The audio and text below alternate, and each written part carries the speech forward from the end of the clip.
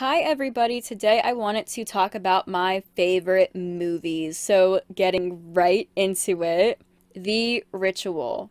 This movie is about a few friends who go on a hike in the forests of Sweden, which it quickly goes very wrong, and they go take a shortcut into the woods, which is a bad idea because there are some Nordic gods, some supernatural things going on. It's a really crazy story based on a book by the same name. I've watched this movie several times and I just think it's so incredible. I think it's a really well made story. And I just love those like movies or TV shows that bring up that question of what really is in our woods. Because if there is some secret hidden magic in our forests, we're not going to know until we stumble across it. And that may be a really bad thing because you have no clue what you could accidentally summon. And yeah, you could say it's just a movie, but it is still so entertaining. I'm not into Nordic mythology, but I had a blast watching this. I also had a really great time watching Nerve.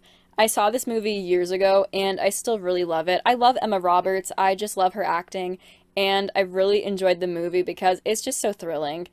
It's about these teenagers who get swept up in this online app that is all truth or dare, and it's just a lot. I think the soundtracks that were used and the plot is also like pretty good for like a teenager movie. Like I really do like it. I've seen people hate on it before, but like I still love it. So that's all that really matters to me. I also really enjoyed The Witch. I think it is a really great movie that really does capture that like fear of witches. So during like the Salem witch era, there was a lot of propaganda going around saying how like witches are awful or they'll bewitch you and cast spells or take your children, right? So like the movie did a great job at capturing that fear and also making one of the characters a witch at the end. I also really loved the goat. I loved the directing and the acting in the movie. It was really creepy. It was just very like it felt spiritual in a very strange way.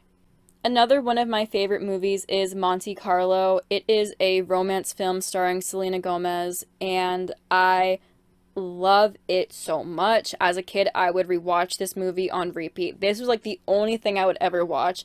So every day, if I wanted to watch a movie, I would just watch Monte Carlo on repeat. Like, this was all I watched because I loved it so much, and I still love the movie. It's about these three girls who go on a trip to Paris, and it is terrible. But then there is a girl who looks exactly like Selena Gomez's character, and Selena Gomez just gets mistaken as this rich girl who looks like her and accidentally commits identity fraud, I suppose. But I love the plot. I think it's really nice. I think it's a great story. I also feel the same way for Mean Girls. I think Mean Girls is iconic. Like, I still love it even after all of these years. It's an iconic movie. It's like that one teenage movie that a lot of people just like always go back to. It's that stereotypical hyper feminine like aggression. People who wear pink are like demonized. It's just so strange, but it's just a perfect movie. It's entertaining, it's funny, it has drama, there's romance. It's like everything packed in one, and you just cannot get enough of Mean Girls. But next up is Super Dark Times. I think this movie is so great at getting your attention and also the suspense and the thrill of it. It's about these two best friends. One of them accidentally offs somebody with a sword.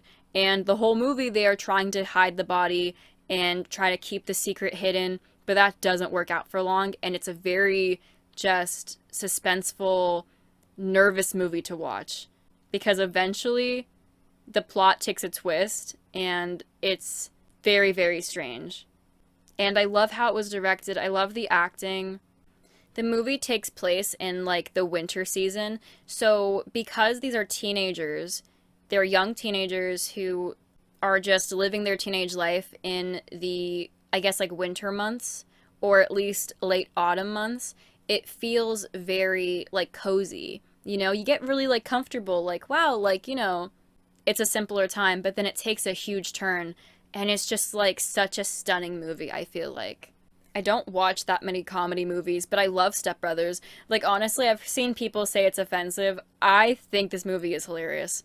I think it is so funny because some of the things that these Step Brothers have done, I feel like I have literally done before, or at least thought of doing. Like, for example, as a kid, like the bunk bed scene. I wanted to do that. And if I had no parental supervision, I probably would have, you know? So I think it's just a hilarious scene. I think the sleepwalking scene as well is also really funny. The way they fight with each other is hilarious. It's like two children who never grew up. It's just really funny. I think it's a great movie, honestly.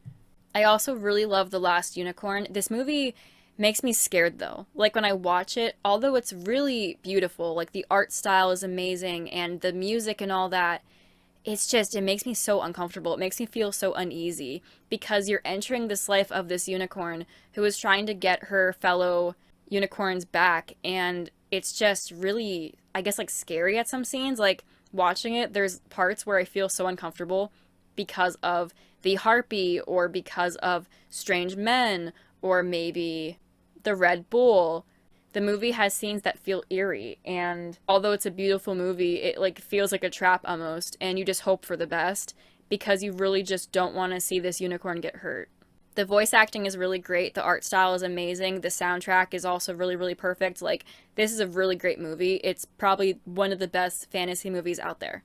Which I guess, like, speaking of fantasy, Harry Potter. I love the Harry Potter movies, like the ones that are based on the original series. My favorite Harry Potter movies have to be The Sorcerer's Stone, The Prisoner of Azkaban, I think The Half-Blood Prince, and also The Deathly Hallows Part 2. I love these movies because they're so magical, and as you get through the movie series, it becomes more mature and more intense. Like, I feel like in the first movie, it's playful, and, you know, it's just kids living their best life at a boarding school, but that's magical, you know? It eventually leaves that playful realm and becomes teenagers who are dealing with magical issues, and then as they get older, it gets way more serious to the point where characters may be passing away. It's just this buildup of these wizards and witches growing up in this extreme magical tense environment. I mean, spoiler alert, like in Deathly Hallows Part 2, if you've seen it, you know what happens. Like, there's this like wizard war. It's crazy. There's a lot of plot twists, and there is just so many different unforgettable moments in the series. And the characters are, like, unforgettable as well. I love Draco Malfoy. I love Hermione Granger. Of course, I just love Harry Potter, too. Growing up with these movies and seeing the characters live their lives in each movie and grow up, too, was just, it's a fascinating experience. I love it so, so much. Like, I love the Harry Potter movies a lot. Lastly, perfect body. So growing up, I desperately wanted to be an Olympian so, so bad, you know? But I also developed an ED, and watching this movie, although I never was into gymnastics, I did want to perform it. My sport that I was focused in was equestrian sports, of course. But watching this movie was so interesting because the character is like me, like they want to be an Olympian, but they also are like me because they develop an ED.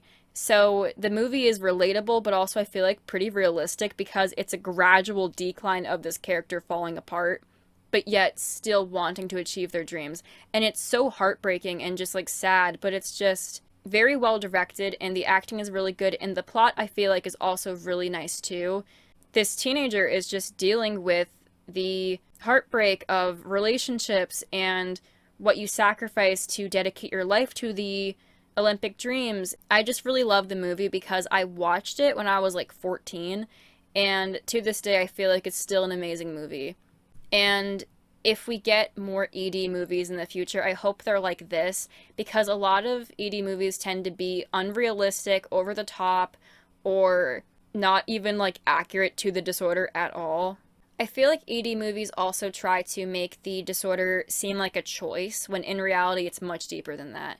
So I really appreciate Perfect Body because it shows how the stress of this girl's life just took over and made her develop a disorder that she couldn't control. So these are my favorite movies. Tell me which ones are your favorite in the comments. But anyway, I will see you guys in the next video. Bye!